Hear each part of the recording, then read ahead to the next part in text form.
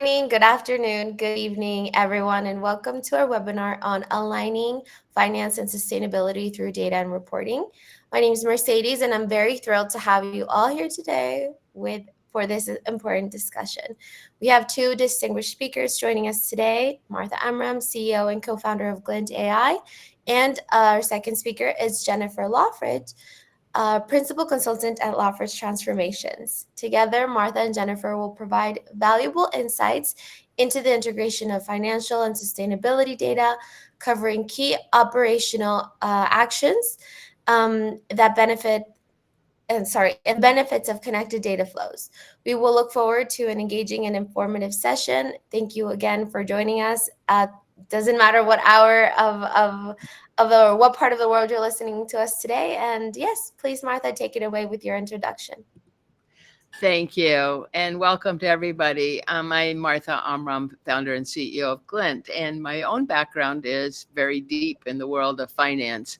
I have a PhD from MIT in finance and economics and have been working on that boundary for many years.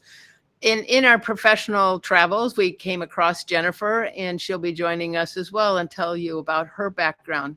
But the context is that the world of sustainability is changing so fast. And even last week, the news was just the right trend for this webinar, which is that the Bloomberg terminal, which every market analyst and everybody from the top to the bottom knows about a Bloomberg terminal in the capital markets. The Bloomberg terminal now has over 1,000 fields for sustainability data. This means that when a company produces that data, it will be picked up and placed into a standardized format that any analyst can use.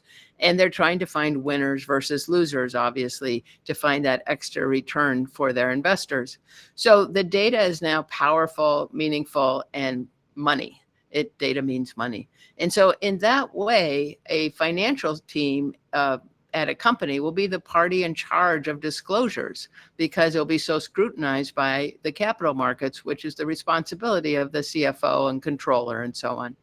So from audits to finance, capital markets and so on, the whole conversation is turning from sustainability as a siloed operation to sustainability being very much cross-aligned and sometimes even under the management of finance. What we're talking about today is how to make that same transition for your data and why. But I wanted to have Jennifer join us, and she'll tell you about her background, and then you're going to see that I'm going to ask her some questions about how do things feel? Because I think if we look at who's doing sustainability and who needs to know about audits and alignment, we have an experience gap, and Jennifer's going to be a wonderful addition to bring this all together. So let me turn it over to Jennifer and ask her to tell you a little bit about her background, where she's worked and what she's done. And then we'll proceed on this webinar with a conversation between myself and Jennifer, but I do have a list of questions to ask her. We will stop the Martha-Jennifer conversation about 10 minutes before the webinar is over so that we can address questions that you have. And you could put them in chat or connect to I think there's polls and so on, but send them over and Mercedes will help us get them organized. So thank you. Jennifer, tell us a little bit about your work history and your role in finance. Hey, thank you, Martha, and thanks for the opportunity to join you in this conversation on what I think is an increasingly important topic for finance folks. So as Mercedes mentioned, I'm the principal consultant at Lawford Transformations, and I've been in consultancy for just over 5 years. Prior to that, my career is in the corporate world. I spent almost 20 years in the same organization in Shell, actually, working in finance. So I'm a finance professional by background, and my consultancy focuses on finance transformation and CFO advisory.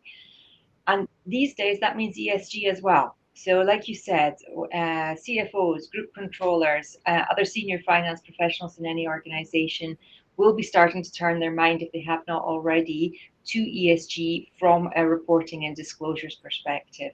And I know we're going to talk more about the nitty-gritty of that in a moment, but that's a brief introduction for myself. Thank you. So my very first question for you, Jennifer, is I want to put the person back into this kind of abstract picture. So we're going to talk about how the data gets aligned, sustainability and finance. But before we do that, we know that every sustainability data set now has to go through an audit, whether it's called a reasonable assurance or limited assurance. It has an audit feel. Yeah. And I think you've been through a number of audits. So I just want you to describe, like, if you prepare data, what should you expect from your auditor and your internal team? What are they going to be asking of you as the owner and the provider of data? And I know you'll be speaking from the financial data world, but frankly, sustainability is lined up to be exactly the same. So it's very applicable. Yeah, correct. And well, maybe let me start by just reinforcing what you're saying, that at least within the European Union, the audit directive does give rules for statutory audits that cover both financial and sustainability data. So that's one of the first things we're seeing from an audit perspective. Both are in scope. Um, what does an audit really feel like? Well, it depends whether your company is being audited in a controls based way, or whether it might be through substantive testing. So what's the difference between the two? When it's controls based, it means that the auditor can look at the control framework that you have within the organization and use those set of controls to determine risks and the rest around it. When you do not have that kind of control framework, the auditor will be forced to do substantive testing. And that means that they will perhaps do physical inspections of your assets or of your inventory. They will examine the records, and they will check your calculations. So they really get into the nitty gritty of what's been happening. And if they're not happy in the end, and you're not able to reach a nice resolution with them after some, getting into things, you might find that your report is with qualifications. So, for the external world, what they see is, here are the results of the company, but the auditor has qualified because they've had findings in what they've seen. So that's what an audit is like for finance. And yeah, once a year, that's really a very critical moment for the controller and for the CFO. And companies that are operating in multiple jurisdictions, so they'll have a statutory audit in each country, and then perhaps a group audit for their parent company. So yeah, that's what it's like, and it's sometimes stressful and sometimes an expensive situation as well. So the more that you do substantive testing rather than controls based, the more expensive it is, because it takes a lot more time from the auditor. And auditors need to have the right qualifications to do the audit. Of course, they come from audit firms. So yeah, that's what an audit feels like.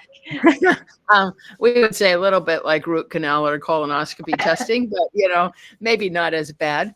Now, Glint just did, we underwent an audit ourselves. So there's a privacy and security audit known as SOC 2 that American firms do. And then we also did, beyond that standard, a SOC 1. And SOC 1 allows us to show our auditors how we do data handling and preparation so that we could be at the level of Sarbanes-Oxley compliance.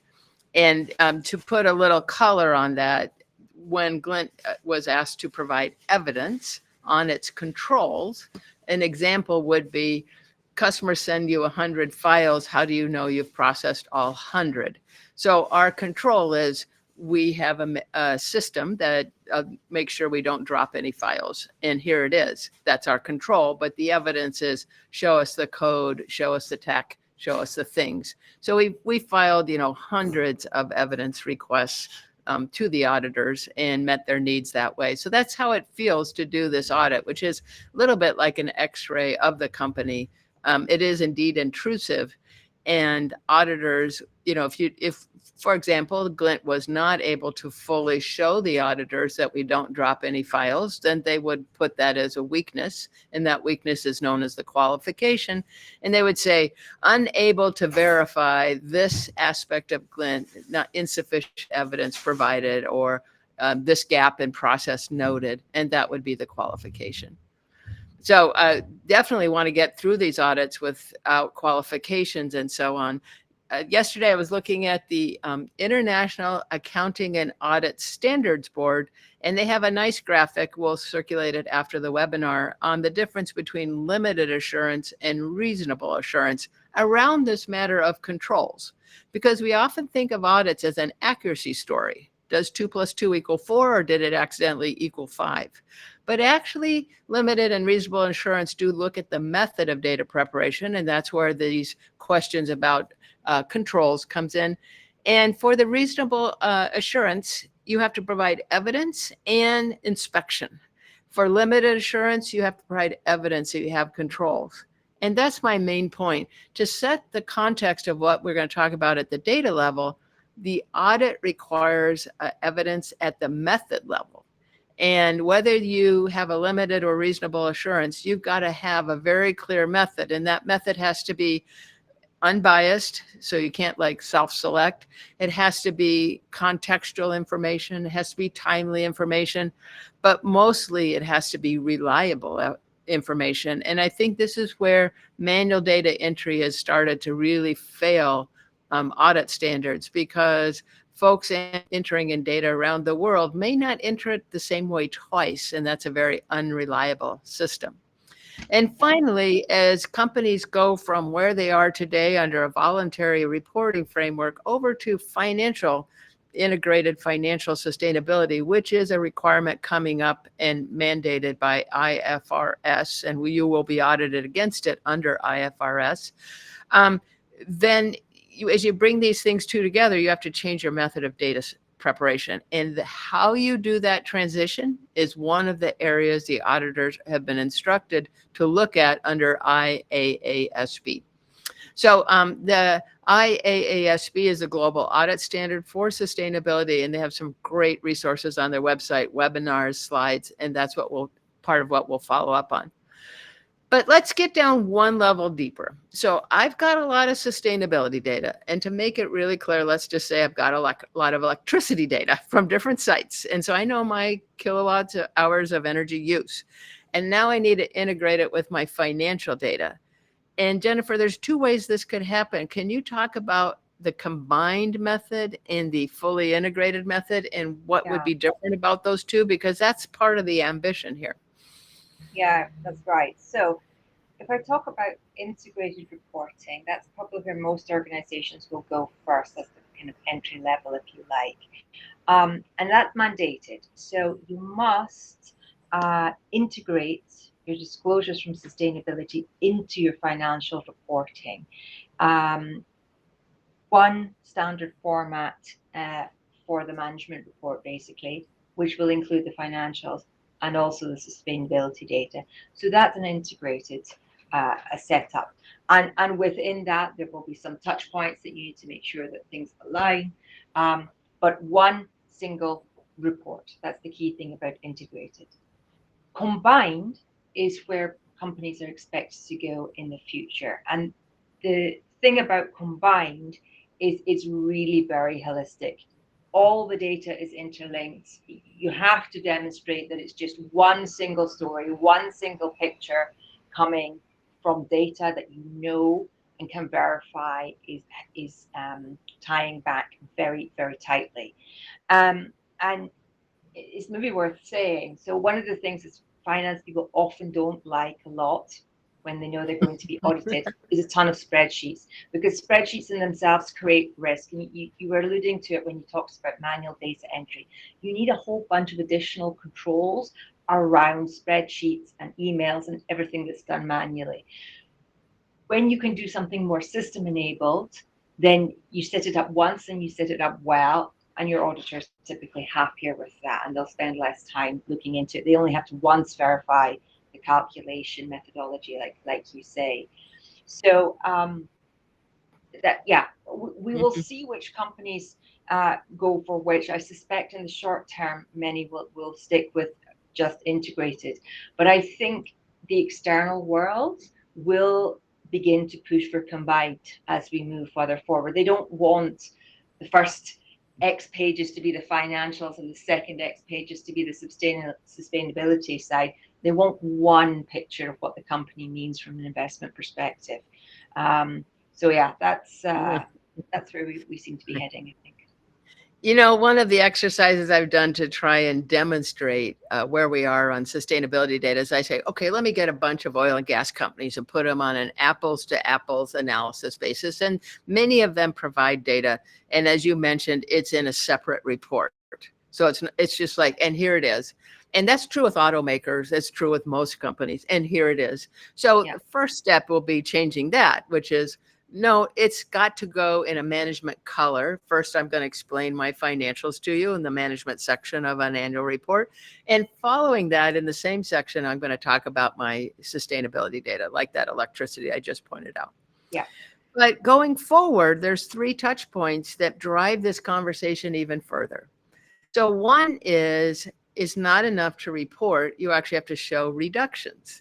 And when you show reductions, you will find that your revenue growth, which you're so happy is growing at 20% a year, you can't have your reductions also, your emissions also growing at 20% per year. So you got to be able to credibly get a difference between these two, a wedge in this decoupling.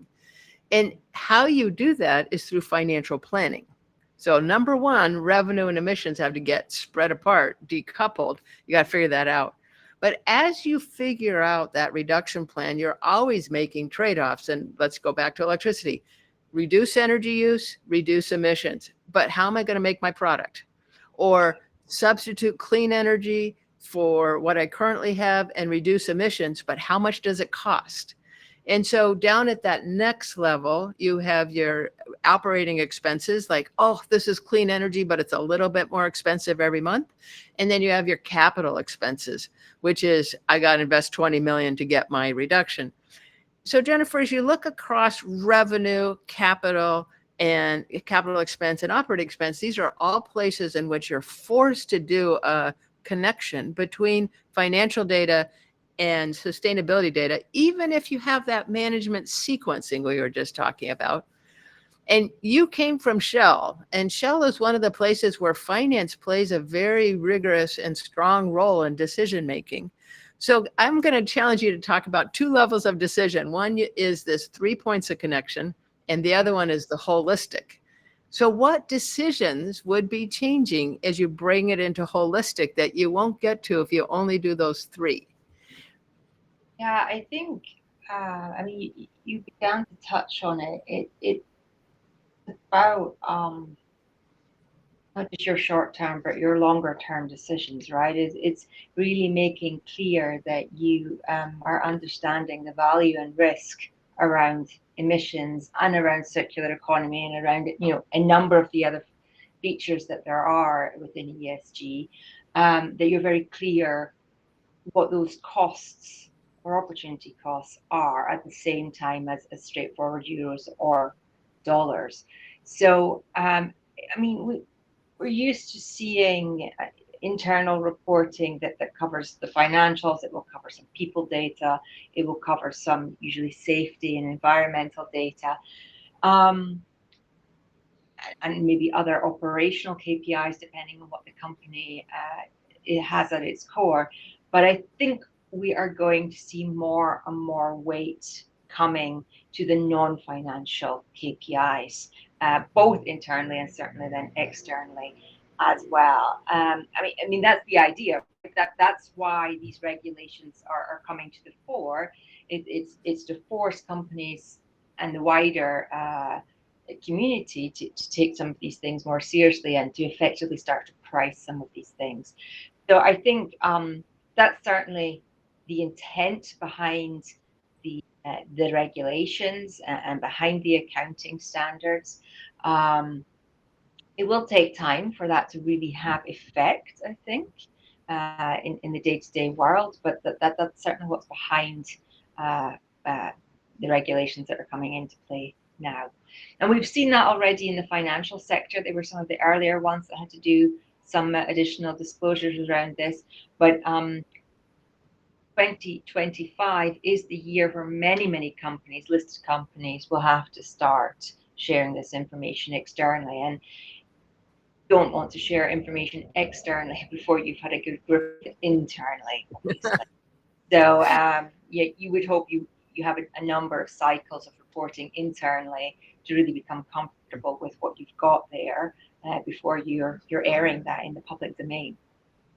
Yes, and I do want to turn to that. So the what I'm thinking about as you're speaking is, Glynt was at a conference in New York about 4 weeks ago, run by Environmental Finance, publication that covers exactly those two words. How do you finance sustainability and environmental change? And it's a great conference when you keep thinking about it over and over. And I learned two things there that I've been following up on. One is on the capital market side, the larger wealth managers are using Gen AI, LLMs to scrutinize this data. And machine learning and AI, they don't know finance or sustainability. They just love data, right? Those algorithms are just agnostic. So integrated data, if it's not integrated, if it's in conflict with each other, those anomalies and contradictions will be pulled out so fast. That's what I really learned from some of the other speakers, that if it's an arms race, they've got the arms, but I'm not sure the companies have the equivalent yet. And so this is where integrated financial sustainability reporting can really help. The second thing is I keep thinking about is something GLYNT has done, which is tying it back to the actual accounting records, using the chart of accounts, using the vendors inside the chart of accounts. We have done this for several customers now, and it's a lot of work. And it gets back to what you said, which is it takes several cycles. And I would be very frank and say at this point, you know what, when we work with a customer, I wish it was an out of the box moment.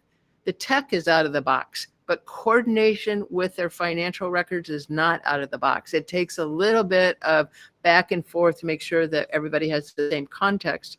So as you think about somebody who's just starting on that journey of doing that deeper integration, you and I have been talking about what are the things you've got to make sure you do. And you just mentioned do one cycle, at least internally, because it's going to take the kinks out. And I would wholeheartedly agree. The other thing you said that I've been quoting widely is do a small project. Do you want to talk about doing a small project and what that can mean? I do, but let me just build on what we were talking about, a cycle first. Uh-huh. Be really clear what we mean is the close. Yeah, and often sustainability data will not have been going through something like a financial close.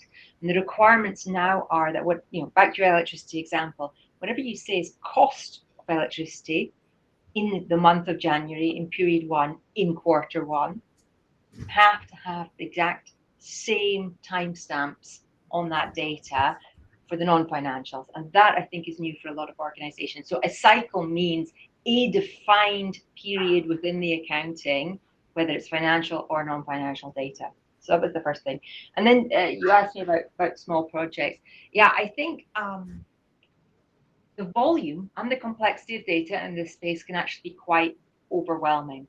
And starting therefore in a smaller space where you can kind of get your arms around it, whether that's one legal entity or a couple or 2 or 3 geographical locations within an entity, so you can sort of get the level of comfort you need with the financials and the non-financials, and you can therefore get a bit of trust that what your methodology is going to work on a wider scale. And I think the time is now, right? If you want to start small, get your head around it, get confidence within your organization around it before you scale up.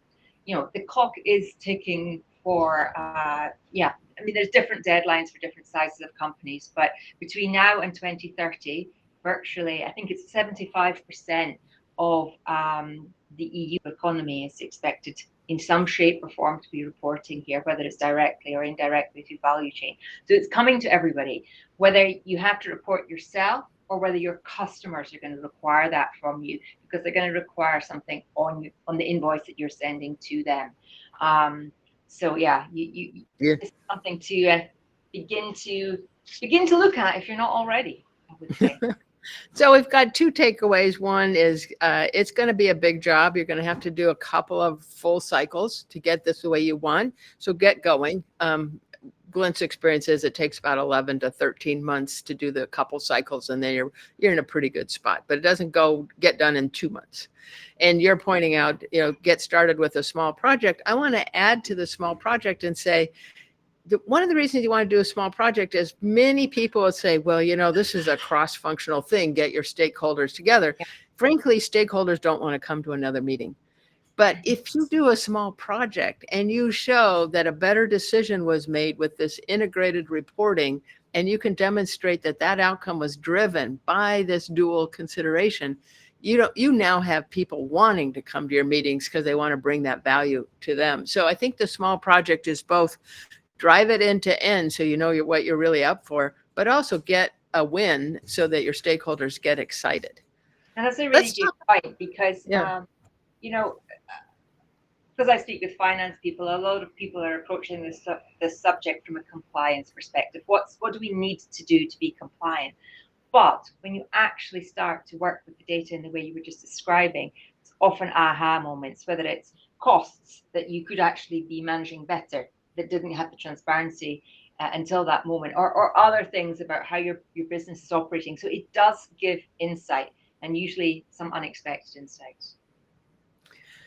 I want to talk about one other aspect of integrating financial and sustainability, which you started to touch on. You're like, if you have a monthly close or a quarterly close cycle, you've got to know what your financial is. So let's say you paid so much for electricity, you actually need to know what you got back for that payment, the KWH, so you can attach the emissions to it. These things need to be tied up bit by bit.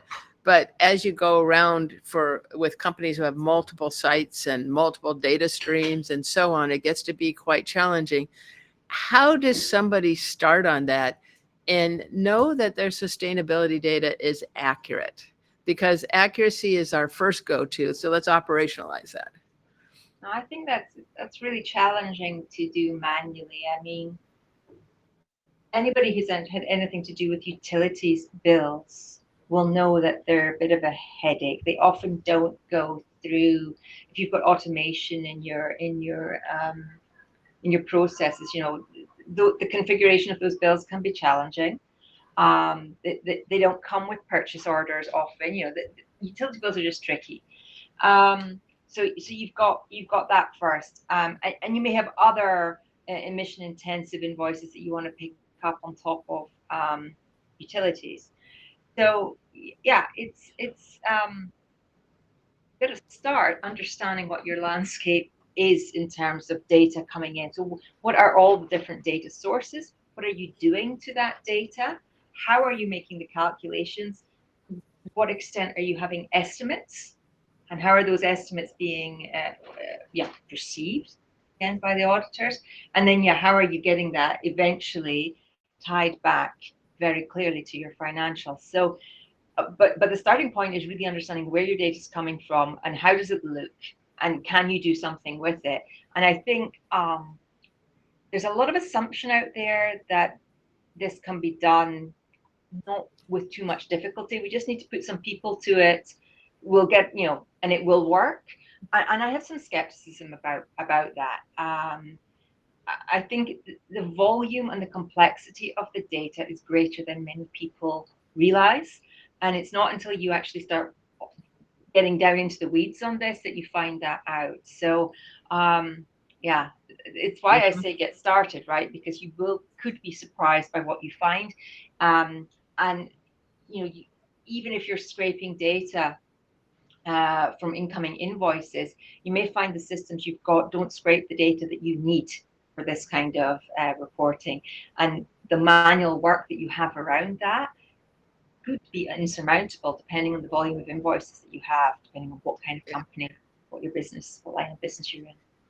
So given the diverse streams coming in, and they're all different, there's just no shortcut. You got to cut them down one by one, get them operational.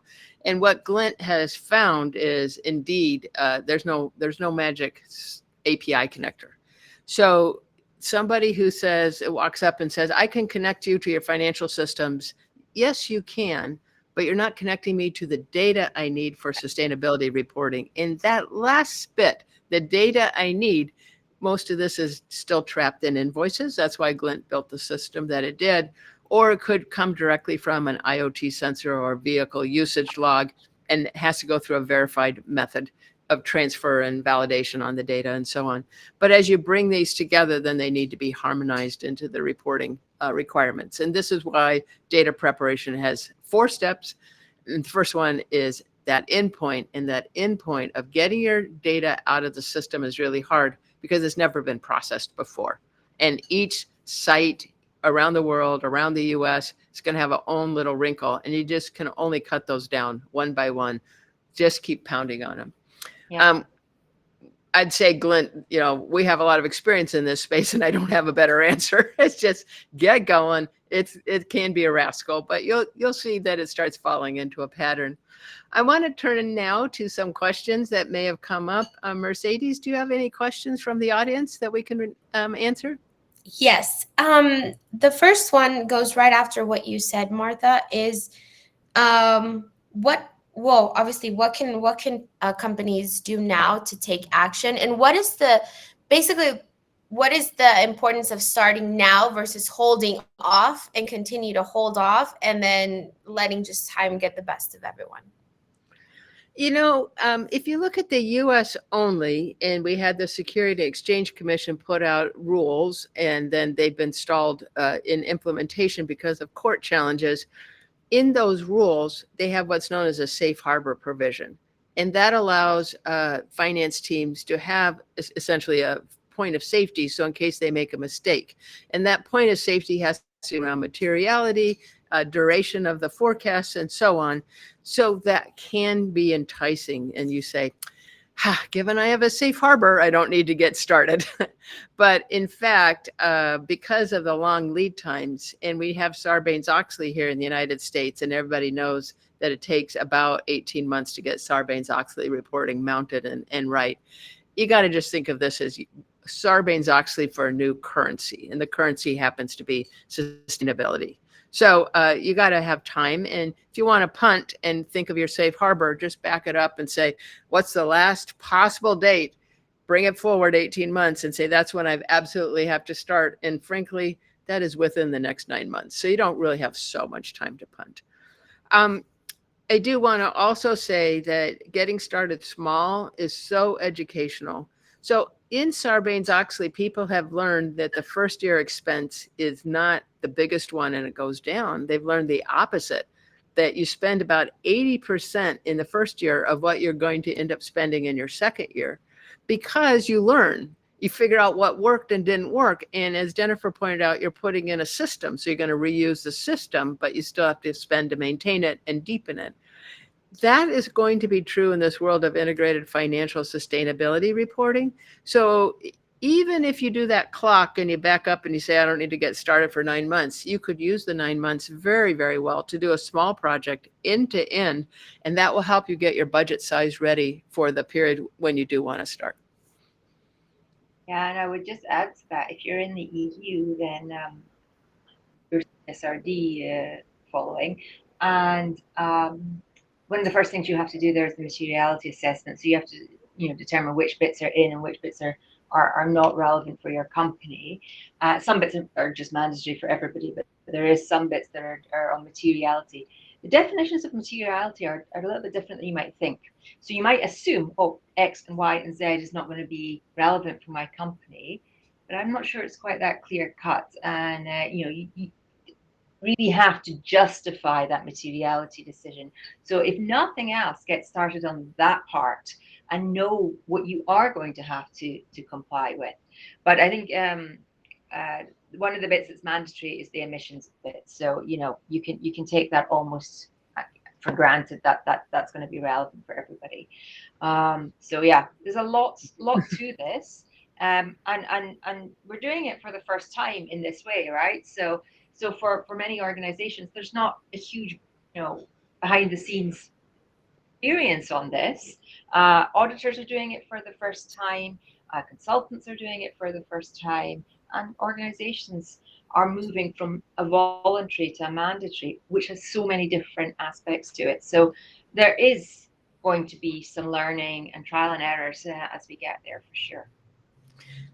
In the world of finance and accounting, there's constant releases on how to do the hard thing, like how to account for leases when they have this feature in them, how to do this and that. And I expect that to be true in sustainability. It's not that the rules are set. It's everybody's going to come up against, what did you guys really mean? And then those clarifications will be issued. Yeah. Mercedes, another question. Thank you. We have two more questions. Mhm. Our company currently has a supply chain management software. They say to be handling everything, but now I'm scared that there isn't. What are the kind of questions we should be asking our software provider to make sure that they are aligned with what we're going to need in the next few years? The role of supply chain reporting is the edge, the frontier, and it's such a great question. Thanks for asking.